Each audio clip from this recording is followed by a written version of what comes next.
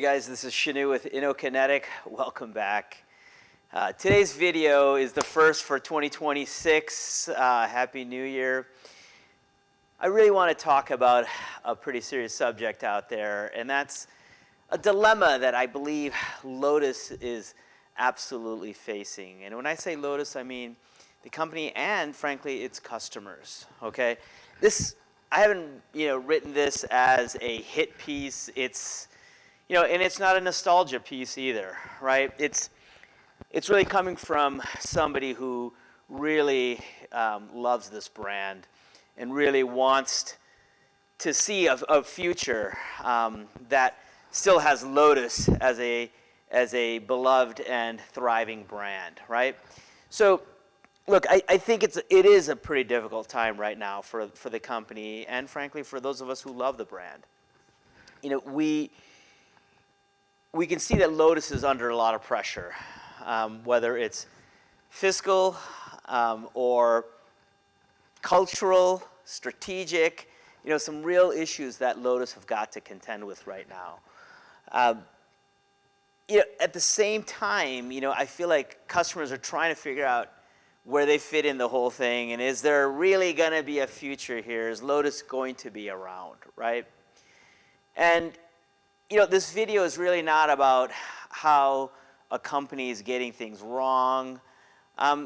It's really about, nor is it about, frankly, customers resisting change, right? I don't want it to come across that way either, right?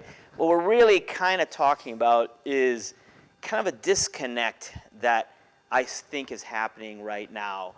And it's disconnects like this, frankly, that have killed some very, very storied brands in the past, whether it's Pontiac, Lancia, Renault, and when I say kill, I mean taking them out of a particular market, in this case, North America.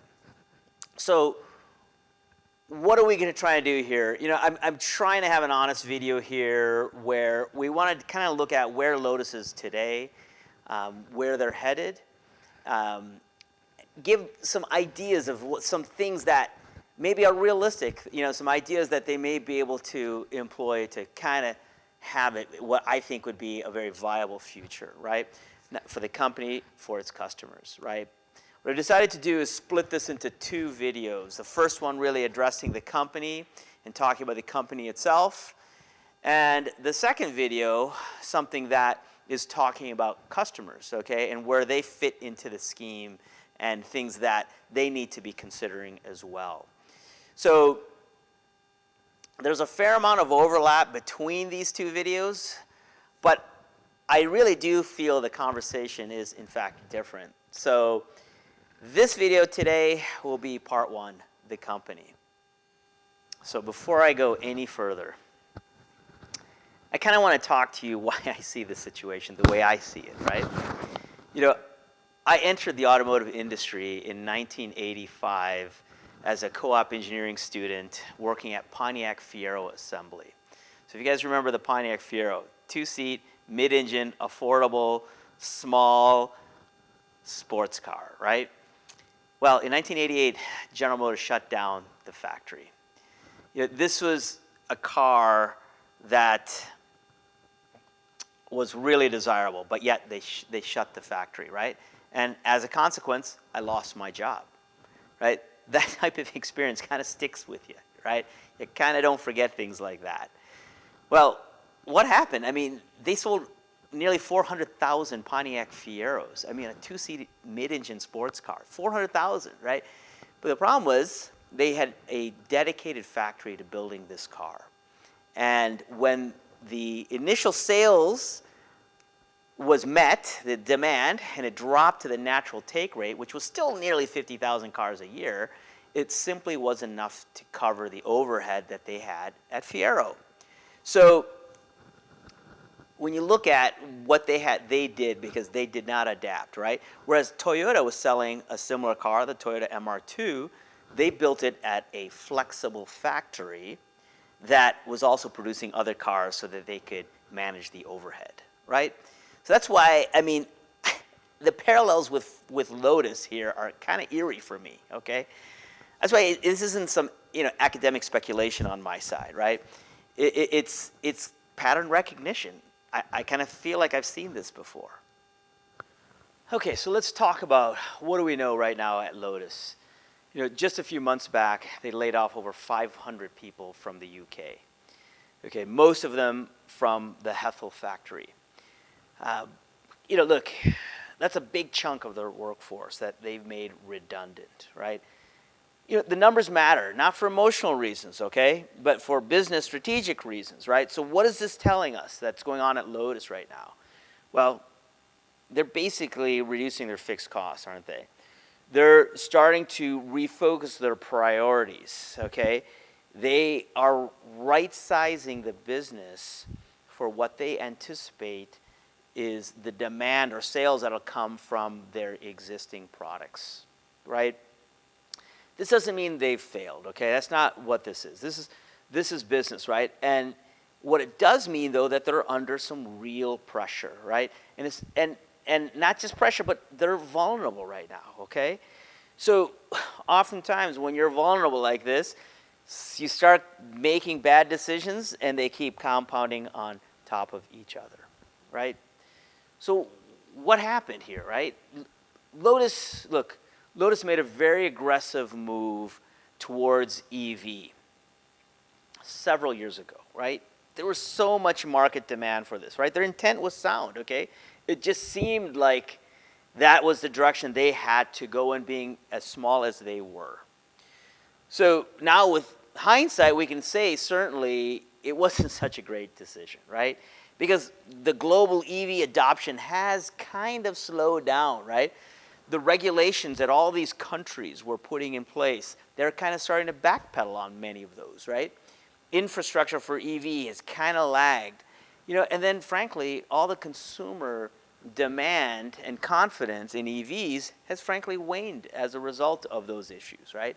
So, Lotus came out with the Evija, which was this technological tour de force, this halo sports car that was just absolutely amazing. But, halo cars just don't sustain a company, right?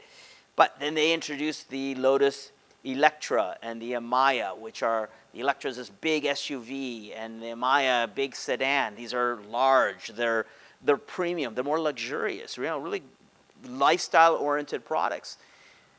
It's not that they're inherently wrong, but neither of them, none of those three really, can provide the kind of volume that Lotus needs to be a company that can build sports cars as well. Right? So here's the next really uncomfortable thing that we need to talk about, and that is sports cars alone will not sustain a company. Look, it has not helped Lotus for decades, right? It has been financially a very volatile company because of their adherence to building affordable sports cars. So when you look at what modern regulations require, consumer demand, safety, emissions, all of what it takes to homologate a car in a first world country, this is a significant hurdle for any small company, right?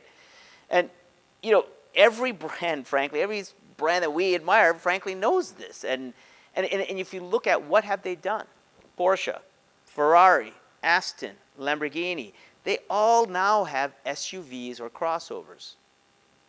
And if you look at Porsche, having the volume that has come from those four-door SUVs, they've been able to build and offer very boutique sports cars like Cayman GT4 RSs, 911 Safaris, 911 STs, right? Cars that are very boutique, very niche, very, very desirable by enthusiasts like us, right? So, what happened at Fiero, right? They lack the volume there at the end. The natural take rate or the actual demand that existed for the car after that initial demand was met just wasn't enough to support a dedicated factory, right? If you blur your eyes just a little bit, the Amira is not going to have the volume to sustain Hethel for the long haul. All right, guys, let's talk about where Lotus, I think, can be, frankly, pragmatic yet still authentic, right? And that would be in platform sharing, right? They are a part of Geely. Geely own Volvo. They own Polestar, right? You know, sharing platforms with these brands is not a sign of weakness, okay? It's leverage. It's exactly what Porsche have done with the Volkswagen Audi group, right? So why not use already proven EV architecture that's within your own family, right? You got the Volvo C40, you got the Polestar 3s. You know, some of these are built in South Carolina, right here in the US, the largest crossover market, I believe, in the world. Why wouldn't you build, you know, here? You could be regulation compliant, right? It's totally scalable here. So, you know, Lotus doesn't need to spend time reinventing battery technology or infotainment systems, right? That ship has sailed, right? They don't need to be worried about things like that. What they should focus on, of course, right, are the things that they are known for and the things that they do really best, which is things like chassis tuning, right? The steering feel, right? Weight discipline, getting the car lighter, right? Figuring out ways to make the car sportier and deliver the feel that enthusiasts are looking for, right? Lotus doesn't need to try to win the tech arms race. Again, that ship has sailed long ago, and a company of this size does not have the resources to take that fight. So better to work on how do I make my cars feel better for the enthusiast drivers that are out there, right? That's what they should be focusing on. So when you think about markets like North America, the UK, Europe, these are very mature, very frankly saturated markets for sports cars. And I stated that in a previous video. So here's something that, in my view, we can't ignore, and that is there's almost 600 million middle-class people with aspirational desires and wants in Asia, right? And many of them are in China and India, right? These folks are in motorcycles, and stepping into a driver-focused sports car feels like absolutely something many of them would love to be able to do, right? And you look at Geely has manufacturing in Wuhan, China, right? So they've got manufacturing and they can scale, right? They've got cost-efficient production. They have local market access. So it just seems that building an affordable Lotus sports car in Asia, whether it's EV, hybrid, or frankly, hopefully ICE, it's not abandoning the brand. That's producing a product, a very desirable product, in a place that's growing, right? So when you think about, if you want to preserve what Lotus is all about, right? Lightweight thinking, efficiency, performance, right? Accessible performance. Doesn't this seem like a place that would make sense, right? Colin Chapman was clearly known as one of the most innovative team leaders ever in Formula One. And his production cars have employed one innovation after the next, right? So adjusting your global manufacturing strategy and moving it to a place that's frankly more efficient and is growing seems to be a smart strategy, right? Failing to adapt seems to be the thing that can kill this brand, right? So that's where we want to see, hey, are these lessons that we've learned? Right? Colin Chapman moved Lotus from London out into the countryside of Hethel when there was nothing out in Hethel in those days, right? So he was willing to take those kind of chances. Seems like a similar opportunity exists today, right? What happened at Fiero, right? It wasn't because there wasn't a demand for an affordable mid-engine sports car, right? It's because the company failed to adapt their manufacturing strategy fast enough to meet the demands of the market, right? And build a financially sustainable model. So, in closing, really, expansion really isn't betrayal, right? EVs, SUVs, these aren't the problem, okay? Diversification isn't in my mind, selling out. No, it's not, okay? Losing your identity, that certainly is, okay? And that risk exists, okay? If you can stick to your core, right, you can still make this work. You know, Fiero, look, I saw this firsthand, right? They shut something down that was genuinely special, something really good, because they have failed to adapt their manufacturing strategy to support that car, right? So me, you know, the hardest part of this transition isn't the strategic thinking here, okay? Frankly, it may just be the cultural shift that's required, right? When we have to move away from a market with, frankly, a shrinking enthusiast base that's in a very mature, and make room for new believers in new markets that are still growing.